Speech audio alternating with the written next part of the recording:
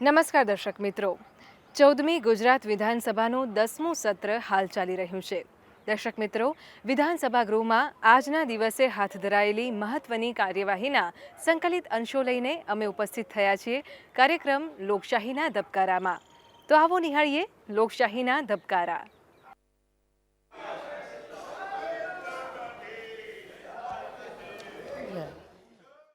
બાબત ક્રમાંક 1 તારાંકિત પ્રશ્નોત્તરી। પાટણ જિલ્લામાં સરકારના વિભાગોને જાહેર હેતુ માટે જમીનની ફાળવણી અંગે ઠક્કરબાપા નગરના ધારાસભ્ય શ્રી વલ્લભભાઈ કાકડિયાએ પ્રશ્ન ઉપસ્થિત કર્યો હતો। મહેસૂલ મંત્રી શ્રી રાજેન્દ્રભાઈ ત્રિવેદીએ આ પ્રશ્નનો જવાબ આપ્યો હતો।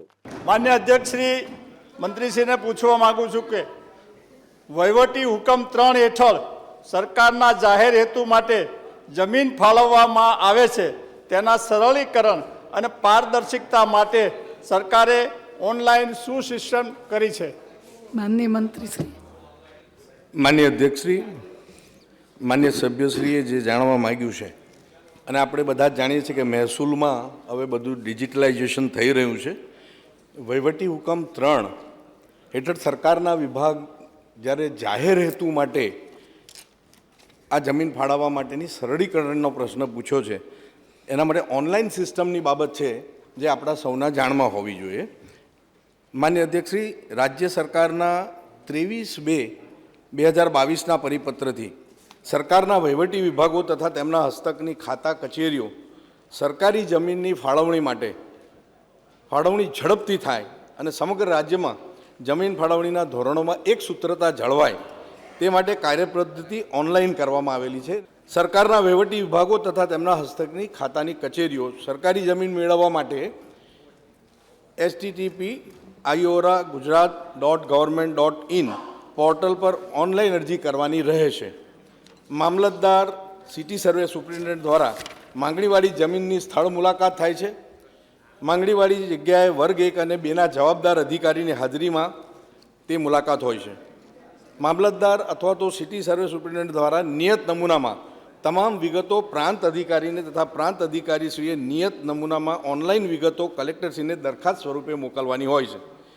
ગુજરાત જમીન મહેસૂલ નિયમોના વહીવટી હુકમ 3 હેઠળ 1 હેક્ટર એટલે કે 10,000 ચોરસ મીટર સુધીની મર્યાદામાં સરકારી જમીન સંબંધિત કલેક્ટર પોતાની કક્ષાએ નિયમ અનુસાર નિર્ણય લેવાનો રહે છે અને 1 હેક્ટર કરતાં વધુ ક્ષેત્રફળવાળી જમીન અંગે સંબંધિત કલેક્ટર કચેરી દ્વારા અરજી ચકાસણી કરી નિયત નમૂનામાં ઓનલાઈન દરખાસ્ત મહેસૂલ વિભાગને કરવાની રહે છે, જે અંગે દરેક કલેક્ટરશ્રીઓના લોગિન આઈડી પર તૈયાર કરેલ છે તેમાં મોકલી આપવામાં આવે છે। માનનીય શ્રી સુરેશભાઈ। માન્ય અધ્યક્ષશ્રી, આપના માધ્યમથી હું માન્ય મંત્રીશ્રીને પૂછવા માગું છું કે આ વહીવટી વિભાગોને જે જાહેર હેતુ માટે જમીન ફાળવવામાં આવે છે એમાં ગૌચરની જમીન હોય છે અને એ જો હોય તો ગૌચરની નીતિ શું છે સરકારની? માનનીય મંત્રીશ્રી। માન્ય અધ્યક્ષશ્રી, મહત્ત્વનો પ્રશ્ન છે અને હંમેશા આ સન્માનીય સભાગૃહની અંદર ગોચરની બાબતમાં ઘણી બધી ચર્ચાઓ ભૂતકાળમાં પણ થઈ છે, પરંતુ આ જે પ્રશ્ન છે કે જમીન ગૌચરની જે ફાળવવામાં આવે છે એની નીતિ શું છે એ જાણવી પણ એટલા માટે એટલી જરૂરી છે કે જમીન આપવામાં આવે છે એ જે પ્રશ્ન છે તેનો જવાબ છે હા, અને બીજા પ્રશ્નનો વહીવટી હુકમ 3 હેઠળ રાજ્ય સરકારના વિભાગો અથવા ખાતાઓના વડાઓને કચેરીની પ્રવૃત્તિ કચેરી બાંધકામ માટે ગુજરાત જમીન મહેસૂલ નિયમના વહીવટી હુકમ 3 હેઠળ 1 હેક્ટર એટલે કે જે અગાઉ પણ કીધું મેં 10,000 ચોરસ મીટર સુધીની મર્યાદામાં સરકારી જમીન સંબંધિત કલેક્ટર તથા તે ઉપરની જમીનની માગણી હોય ત્યારે રાજ્ય સરકાર દ્વારા સરકારી જમીનની ફાળવણી અંગે નિર્ણય લેવામાં આવે છે। આ રીતે વહીવટી હુકમ 3 હેઠળ જમીન ફાળવવાના પ્રસંગે જો ગૌચરની જમીન આપવાનો પ્રશ્ન ઉપસ્થિત થાય તો રાજ્ય સરકારના 9/3/2016ના સુધારા ઠરાવની નીતિ અનુસાર અનિવાર્ય સંજોગોમાં રાજ્ય સરકારની કચેરીઓ, મકાનો, રસ્તાઓ, પુલ વગેરે જાહેર હિત માટે ગૌચરની જમીનના ઉપયોગના પ્રસંગે ગૌચરના ધોરણો જળવાઈ રહે એ હેતુસર અન્ય સરકારી પડતર જમીન ગૌચર સદરે નીમ કરવાની રહે છે અને આ કિસ્સામાં જમીનની કિંમત તેમજ 30% જંત્રી કિંમત વસૂલ કરવાની રહેતી નથી। ધન્યવાદ। માન્ય શ્રી સીજે ચાવડા. માન્ય અધ્યક્ષશ્રી, આ જાહેર હેતુ માટે જમીન ફાળવવામાં આવે છે અને માન્ય મંત્રીશ્રીએ કહ્યું રોડ રસ્તા એમ પાટણ જિલ્લામાં જે 83 અરજીઓ મળી અને જે મંજૂર કરી જાહેર હેતુ માટે અને કેટલીક ના મંજૂર કરી છે, તો કઈ કઈ ના મંજૂર કરી? માન્ય મંત્રી શ્રી.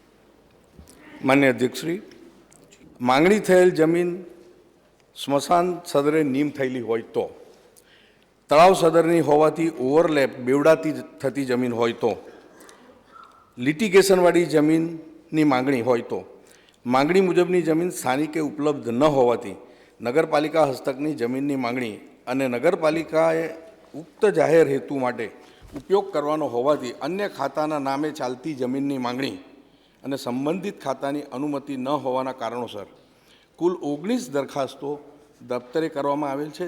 સ્મશાન સદરે નીમ થયેલી જમીનની માંગણીવાળી કુલ 2 દરખાસ્તો દફતરે કરેલ છે. તળાવ સદરની જમીનની માંગણીવાળી આપણે જાણીએ છીએ કે નામદાર સુપ્રીમ કોર્ટે પણ કહ્યું છે કે વોટર બોડી હોય તે એલોટ ન થઈ શકે. તળાવ સદરની જમીનની માંગણીવાળી કુલ 2 દરખાસ્તો દફતરે કરેલ છે. અન્ય જાહેર ખાતાની માંગણી બેવડાતી હોય 3 દરખાસ્તો દફતરે કરેલ છે. કોર્ટ કેસ લિટિગેશન અન્વયે 1 દરખાસ્ત હાલ પૂરતી અરજી દફતરે કરેલ છે. નગરપાલિકામાં નિહિતવાળી જમીન અંગે 1 દરખાસ્ત ભવિષ્યમાં નગરપાલિકાના જાહેર હેતુ માટે ઉપયોગી હોય દફતરે કરેલ છે. અન્ય બાબતો જેવી કે માંગણીવાળી જગ્યા યોગ્ય ન હોય અથવા સ્થળે પૂરતી જમીન ઉપલબ્ધ ન હોય અને એની સ્પષ્ટતા ન થતી હોય અન્ય કારણસર આ 10 દરખાસ્તો દફતરે કરવામાં આવેલી છે. ધન્યવાદ. માન્ય શ્રી અરવિંદભાઈ પટેલ. માન્ય અધ્યક્ષશ્રી, આપના માધ્યમથી માન્ય મંત્રીશ્રીને હું પૂછવા માગું છું કે સરકારી જમીન વહીવટી હુકમ 3 હેઠળ જમીન ફાળવવા અંગેની શું જોગવાઈ કરવામાં આવે છે અને જમીન ફાળવવા સામે કોઈ કિંમત ચૂકવવામાં આવે છે કે કેમ? અને બીજો મારો પ્રશ્ન છે કે આપના માધ્યમથી માન્ય મંત્રીશ્રીને પૂછવા માગું છું, શહેરી વિસ્તારની અંદર યુએલસી કાયદા હેઠળ જે જગ્યા સરકાર હસ્તક થઈ હોય એ જગ્યાની અંદર સામાજિક ટ્રસ્ટો એજ્યુકેશન અને આરોગ્યલક્ષી સેવાકીય કામ માટે જો માગણી કરે તો તેની અંદર સરકારે જગ્યા ફાળવે છે કે કેમ, અને ફાળવે તો કયા કિંમત લઈ અને તે જગ્યાએ કેવી રીતે ફાળવવામાં આવે છે એ હું આપના માધ્યમથી માન્ય મંત્રીશ્રીને પૂછવા માગું છું. માન્ય મંત્રી શ્રી. માન્ય અધ્યક્ષશ્રી, માન્ય ધારાસભ્ય શ્રી અરવિંદભાઈનો પ્રશ્ન અગત્યનો છે. એમણે 2 પ્રશ્નો પૂછ્યા. પહેલાં બીજા પ્રશ્નનો જવાબ આપી દઉં. બીજો પ્રશ્ન જે છે અત્યારે લાગુ પડતો નથી, આમાંથી ઉપસ્થિત થતો નથી. એક વાત. અને વહીવટી હુકમ 3 હેઠળ જમીન ફાળવવાની જે જોગવાઈની વાત છે એમાં જમીન મહેસૂલ નિયમ 1972ના પ્રકરણ 2 વહીવટી હુકમની સમજૂતી આપવામાં આવેલી છે, જેમાં વહીવટી હુકમ 3 અન્વયે કલેક્ટર સરકારી જમીન બીજા ખાતાઓને તબદીલ કરી શકે છે. સરકાર કલેક્ટરને રાજ્ય સરકારના બીજા ખાતાઓએ મહેસૂલ વિભાગને સુપ્રત કરેલ જમીન સ્વીકારવા અંગે અધિકૃત પણ કરે છે.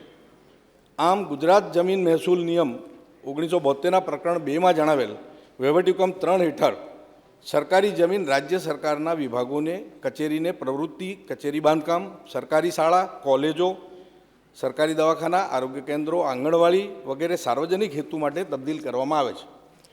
મહેસૂલ વિભાગના 18/1/2008ના પરિપત્રથી માનનીય અધ્યક્ષશ્રી રાજ્ય સરકારના વિભાગોને કચેરીની પ્રવૃત્તિ, કચેરી બાંધકામ માટે કલેક્ટરશ્રી દ્વારા જમીન ફાળવવાના પ્રસંગે જરૂરી સૂચનાઓ પરિપત્રિત કરવામાં આવેલ છે, જેમાં આવી જમીનો કલેક્ટરશ્રીઓ દ્વારા કચેરીની પ્રવૃત્તિઓ તથા કચેરીના બાંધકામ માટે જ આપવી તથા આ જમીન કોઈપણ પ્રકારની તબદીલી કે હેતુફેરને પાત્ર થતી નથી. જો તબદીલી કે હેતુફેર થાય તો મહેસૂલ વિભાગને પરત કરવાની રહેશે. વધુમાં આ જમીન અંગે ગામના નમૂના નંબર 7-12માં શ્રી સરકાર તથા બીજા હકમાં વિભાગ ખાતાનું નામ દર્શાવવાનું હોય છે. આમ આ પ્રકારે જમીન ફાળવવાના પ્રસંગે આવી જમીન રાજ્ય સરકારના અન્ય વિભાગો તથા તેઓ હસ્તકના ખાતા કચેરીઓની કચેરી પ્રવૃત્તિ, કચેરી બાંધકામ માટે ફાળવવાની થતી હોય કોઈ કિંમત વસૂલવામાં આવતી નથી. અરવલ્લી અને સાબરકાંઠા જિલ્લામાં મનરેગા યોજના અંતર્ગત નાણાંની ફાળવણી બાબતે મોડાસાના ધારાસભ્ય શ્રી રાજેન્દ્રસિંહ ઠાકોરના પ્રશ્નનો જવાબ ગ્રામ વિકાસ મંત્રી શ્રી અર્જુનસિંહજીએ આપ્યો હતો.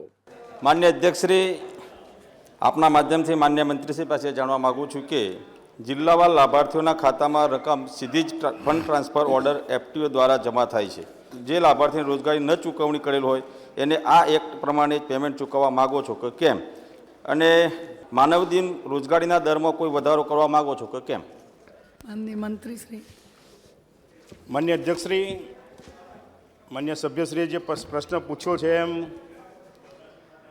છેલ્લા 3 મહિનાથી કેન્દ્ર સાથે જે પત્ર વ્યવહાર થયો છે અને નવી પદ્ધતિ મુજબ આ ગ્રાન્ટની ફાળવણી થવાની છે અને આજે જ એની વિશેષ બેઠક પણ આજે કેન્દ્રમાં છે અને કેન્દ્રના મંત્રી સાથે મારા સતત સંપર્કમાં છે અને મારો વિભાગ પણ મારા સચિવો પણ એની જલ્દી એનું ગ્રાન્ટની ફાળવણી થાય એની ચિંતા કરે છે. માન્ય અધ્યક્ષશ્રી, 174 કરોડ રૂપિયા છેલ્લા 3 મહિનાથી બાકી છે, એ ઝડપથી ચૂકવણી થાય એનો અમારો પ્રયત્ન છે. બીજું કે 7 સપ્ટેમ્બર 2005થી જે મનરેગા અમલમાં આવી ત્યારે 100 રૂપિયાથી શરૂઆત થયેલી અને છેલ્લા 2021માં 229 રૂપિયા જેવી રકમ પ્રતિદિન ચૂકવવામાં આવે છે આ સરકારમાં. માનનીય શ્રી કિશોરભાઈ. માનનીય અધ્યક્ષશ્રી, આપના મારફતે માનનીય મંત્રીશ્રી પાસે હું જાણવા માગું છું કે વર્ષ 2020-21ના સમય દરમિયાન તાલુકાવાર કુલ કેટલો ખર્ચ થયેલ છે તેની માહિતી આપો. માનનીય મંત્રીશ્રી. માન્ય અધ્યક્ષશ્રી, અરવલ્લી જિલ્લામાં જે માન્ય સભ્યશ્રીએ માહિતી માગી એમ 6 તાલુકામાં બાયડ, ભિલોડા, ધનસુરા, માલપુર, મેઘરજ, મોડાસા તાલુકાવાર જોઈએ તો બાયડ તાલુકામાં 323 કરોડ જેટલી રકમ ખર્ચ થઈ છે, ભિલોડામાં 755, ધનસુરામાં 158, માલપુરમાં 368, મેઘરજમાં 2019 અને મોડાસામાં 530. કુલ 41 કરોડ 76 લાખ રૂપિયા જેવી રકમ ખર્ચ થયેલી છે. માન્ય શ્રી સુરેશભાઈ. યુપીએ સરકારમાં મનરેગા શરૂ કરી હતી, પણ આપણે જોઈએ છે કે ગરીબોના પૈસા અંગૂઠા મારી અને ઠેકેદારો લઈ જતા હતા, એ બંધ કરી અને આ સરકારને અભિનંદન આપું છું કે એમને ડાયરેક્ટ પૈસા ટ્રાન્સફર કરવાનો નિર્ણય લઈ અને 1 રૂપિયામાંથી 15 પૈસા ગરીબોને જતા હતા, એના બદલે 1 રૂપિયો પૂરો ગરીબોના ઘરે જવા માંડ્યો. એના માટે સરકારને અભિનંદન આપું છું. અને માન્ય અધ્યક્ષશ્રી, આ મનરેગા યોજનામાં 2020-21માં જે માનવ દિન ઉત્પન્ન થયા એમાં અનુસૂચિત જાતિ અને જનજાતિના શ્રમિકો દ્વારા કેટલા માનવ દિન ઉત્પન્ન કરવામાં આવે છે? કારણ કે આ સાચા પૈસા લોકોના ઘરે ગયા છે, ખોટા આંકડા નથી. માનનીય મંત્રીશ્રી. માન્ય અધ્યક્ષશ્રી, અરવલ્લી જિલ્લામાં બાયડ, ભિલોડા, ધનસુરા, માલપુર, મેઘરજ, મોડાસા આમાં માન્ય સભ્યશ્રીએ જે માહિતી માગી એમ અનુસૂચિત જનજાતિ અને અનુસૂચિત જાતિ એમાં બાયડમાં 4,397 માનવ દિનની રોજગારી મળી છે, ભિલોડામાં 17,166, ધનસુરામાં 3,891, માલપુરમાં 8,301, મેઘરજમાં 31,052, મોડાસામાં 23,249.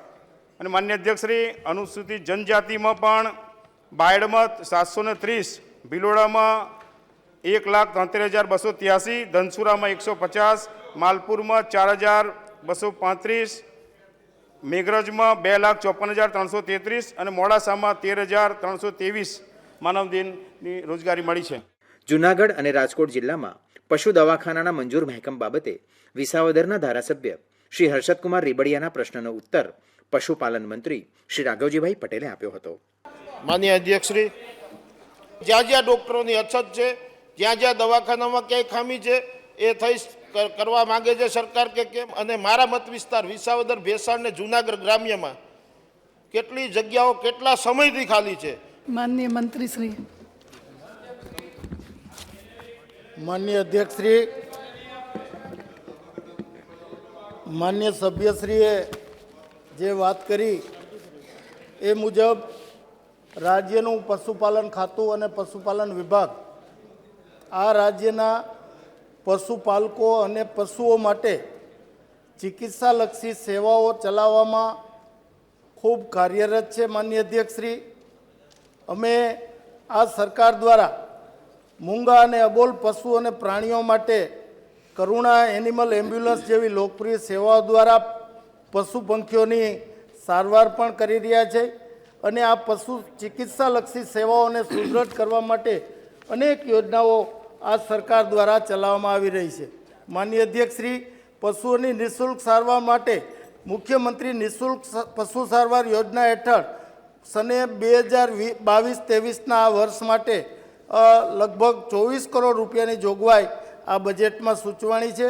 40 જેટલા નવીન સ્થાયી પશુ દવાખાના શરૂ કરવાનું પણ સૂચવવામાં આવ્યું છે અને આ રીતે માનનીય અધ્યક્ષશ્રી, પશુઓને પૂરી સારવાર મળી રહે એના માટે તત્કાલીન મુખ્યમંત્રી અને હાલના વડાપ્રધાન નરેન્દ્રભાઈ મોદીએ 2002થી પશુ આરોગ્ય મેળાઓ દ્વારા પશુઓની સારવાર પશુપાલકોને પૂરી રીતે મળી રહે, વિનામૂલ્યે મળી રહે એના માટેનું પણ જબરજસ્ત આયોજન કર્યું છે અને અત્યાર સુધી ચાલુ છે. માનનીય અધ્યક્ષશ્રી, માનનીય સભ્યશ્રીએ જે પ્રશ્ન પૂછ્યો કે એના જૂનાગઢ, ભેસાણ અને વિસાવદર તાલુકામાં શું પરિસ્થિતિ છે પશુ ડૉક્ટરોની, તો હું જણાવવાની રજા લઉં કે જૂનાગઢ જિલ્લામાં 4 અધિકારીની જગ્યાઓ મંજૂર થયેલ છે, જે તમામ જગ્યાઓ ભરાયેલ છે. ભેસાણ તાલુકામાં 3 પશુ ચિકિત્સા અધિકારીઓની જગ્યા મંજૂર થયેલ છે, જે પૈકી 2 ભરાયેલ છે. એક જગ્યા છોડવડી પશુ દવાખાનાની 7/8/2020થી ખાલી છે અને વિસાવદર તાલુકામાં 5 પશુ ચિકિત્સા અધિકારીની જગ્યાઓ મંજૂર થયેલ છે, જે પૈકી 2 જગ્યાઓ ભરાયેલ છે અને 3 જગ્યાઓ ખાલી છે. એમાં પ્રેમપરા તારીખ 5/4/2016થી ખાલી છે, મોટા કોટડા 31/7/2020થી ખાલી છે અને ભલગામ મોટા 31/7/2020થી ખાલી છે. માનનીય અધ્યક્ષશ્રી. માનનીય શ્રી જવાહરભાઈ.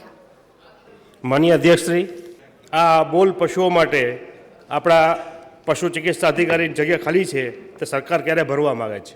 માનનીય અધ્યક્ષશ્રી, માનનીય જવાહરભાઈની લાગણી સાચી છે. મેં કીધું એમાં સરકાર પશુઓ પ્રત્યે પૂરી સંવેદનશીલ છે.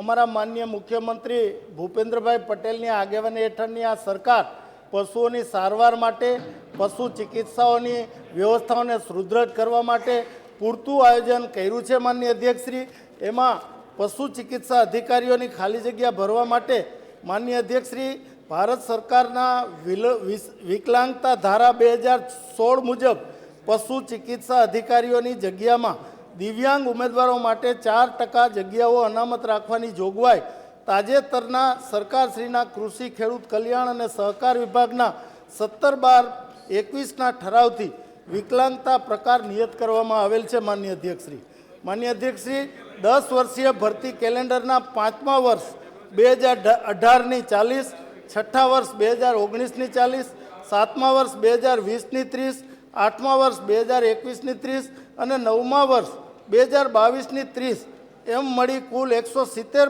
પશુ ચિકિત્સા અધિકારી વર્ગ 2ની જગ્યાઓ ભરવા અંગેની વહીવટી પ્રક્રિયા ચાલુ હતી. તે માટેની વિગતો ગુજરાત જાહેર સેવા આયોગને મોકલી આપવામાં આવેલ છે. જે પ્રક્રિયા પૂર્ણ થયેથી પશુ ચિકિત્સા અધિકારીઓની ખાલી જગ્યાઓ ભરી આપવામાં આવશે. માનનીય અધ્યક્ષશ્રી. માનનીય શ્રી બાબુભાઈ વાજા.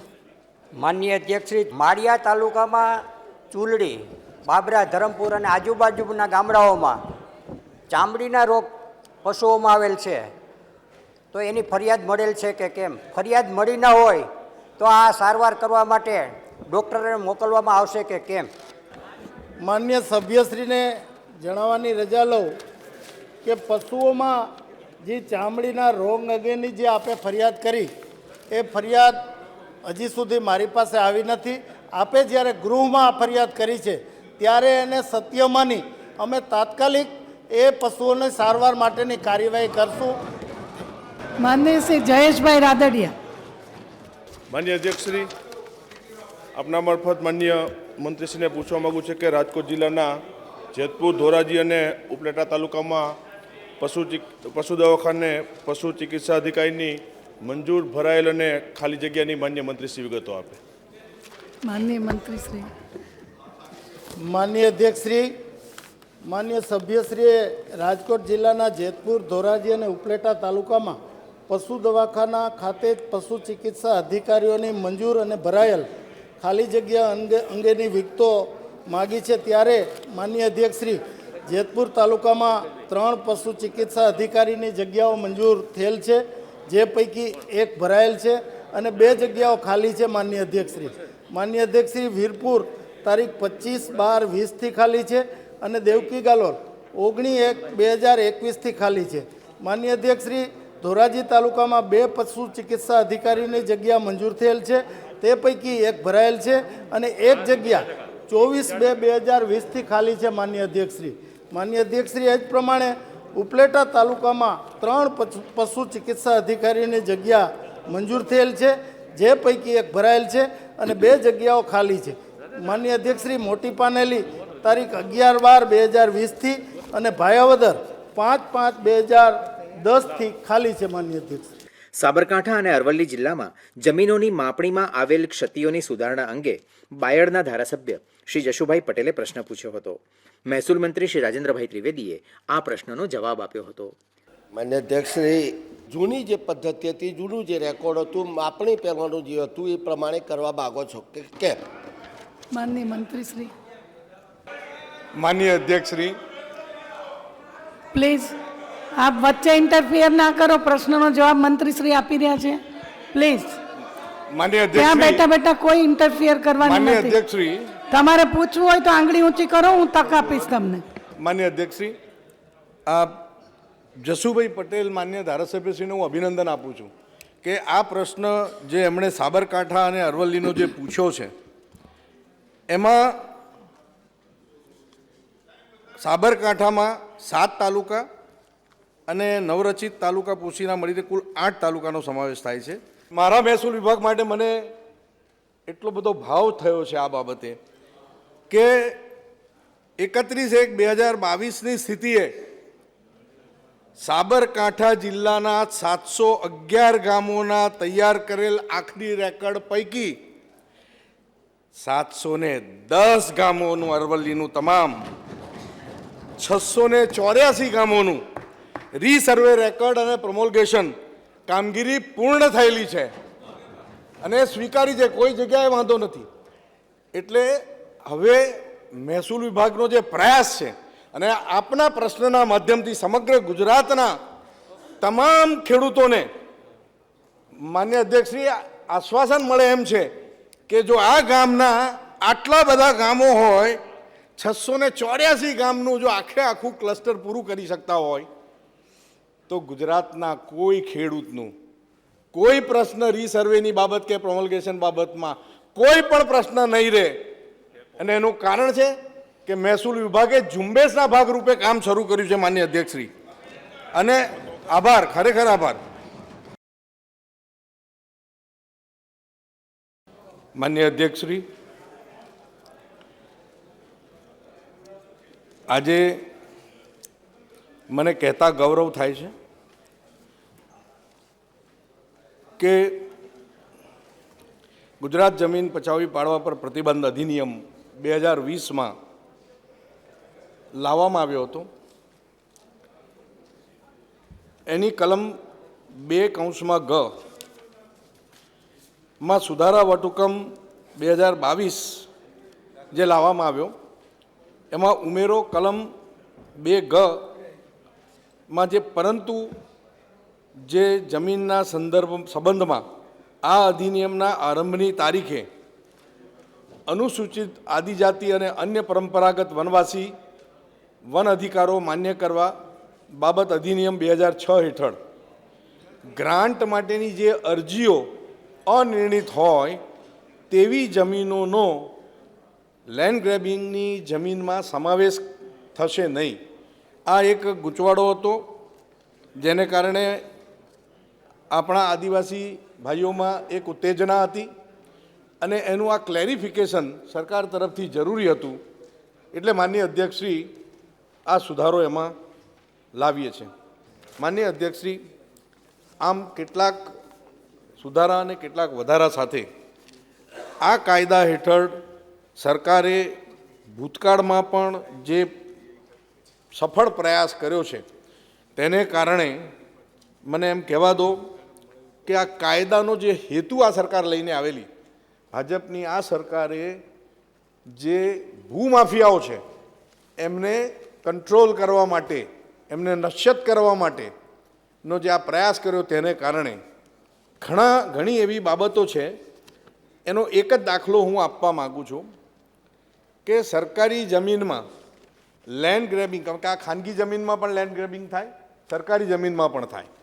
તો સરકારી જમીનની અંદર, કારણ કે સરકાર આખા ગુજરાતના પ્રદેશની અંદર ક્યાંય ને ક્યાંય તારની વાડ બાંધીને કે દિવાલ બાંધીને એને સંરક્ષિત કરી શકે નહીં. ગામડાઓમાં અથવા તો દૂર દરાજની જગ્યાઓમાં કોઈ આવો કબજો કરી લીધો હોય તો આ લેન્ડ ગ્રેબિંગના ડરથી પણ હવે એવા જે માફિયાઓ છે, ભૂમાફિયા, એ અટકશે. એ કારણથી આ એક દાખલો પર્યાપ્ત છે.